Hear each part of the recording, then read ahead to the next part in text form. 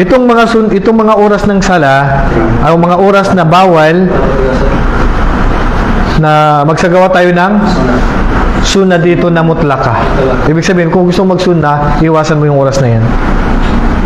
Ano yun? Sa oras na sumisikat ang araw hanggat sa tuluyan ng sumikat. Pag sumisikat yung araw, bawal ka magsala. Pasikat pa lang. Kailangan tuluyan ng sumikat. So, sa estimated natin dyan, sabi ng ating mga ulama, mga 10 to 15 minutes after sumikat ng araw, pwede na. Pag sikat ng araw, halimbawa yung araw, lumalabas, umuusbong pa lang. Sa oras na yun, bawal mag-sunna. Stop ka muna mag-sunna. Pag tuluyan ng sumikat yung araw, doon na pwede ka na mag-sunna. Sunna salatul duha, sunna mutlaka. Pwede kang mag-sunna sa oras na yan. Naintindihan?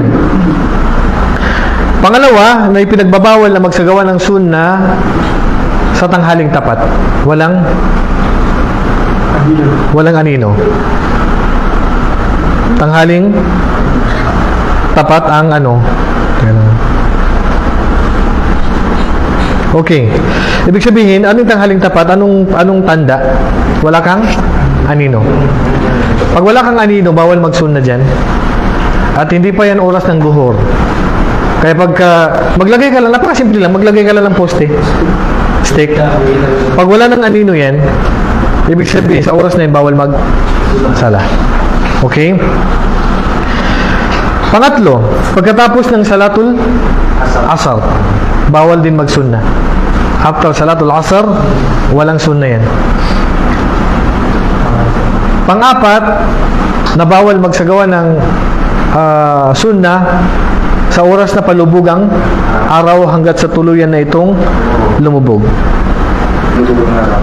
Hanggat, halimbawa, palubog na yung araw, bawal ka magsunna dyan. Kailangan hintayin mo munang lumubog ang araw kung gusto mong magsagawa ng sunna na sala. Panglima, na bawal magsagawa ng salat sa oras sa pagkatapos ng salatul fajar. Pagkatapos ng salatul fajar ay bawal magsagawa ng sunna. Pagkatapos ng fajar, ibig sabihin, dalawang sala na pagkatapos ng sala na ito ay bawal magsunna. Anong mga sala yun?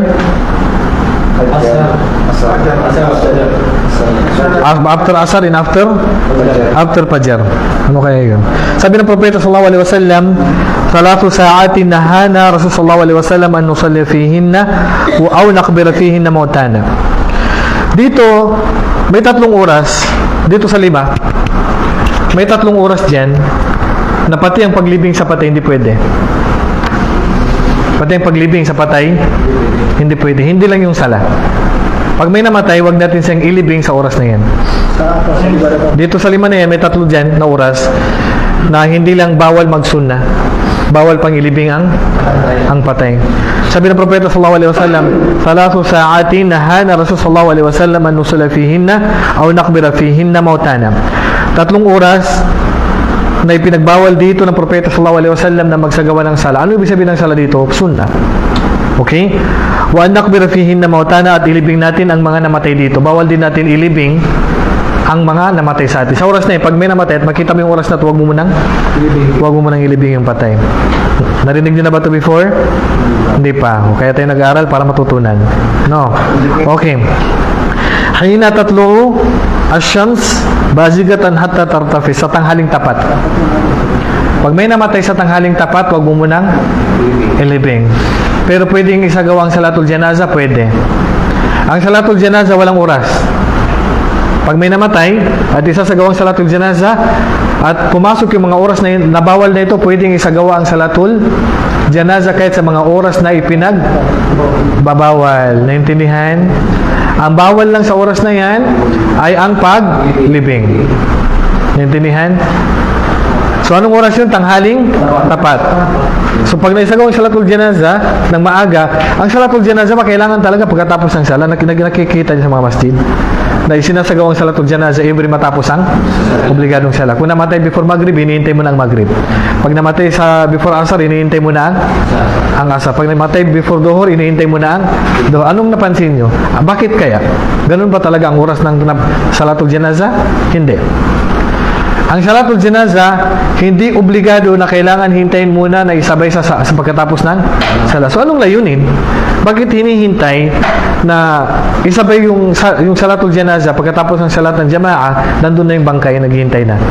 Anong layunin? Para maraming magsala dun sa patay. Yes, yun ang pinaka-layunin. Dahil, tuturuan ko kayo, alam niyo po, yung namatay, nakakatulong sa kanya ang panalangin ng mga magsasala sa kanya. Pwedeng makatulong na mamagitan sa kanya na mapatawad ang kasalanan niya at makapasok sa paraiso ang tao na yan na namatay. Mayroong dalawa na sinabi ng propeta sallallahu alaihi wasallam. Una, kapag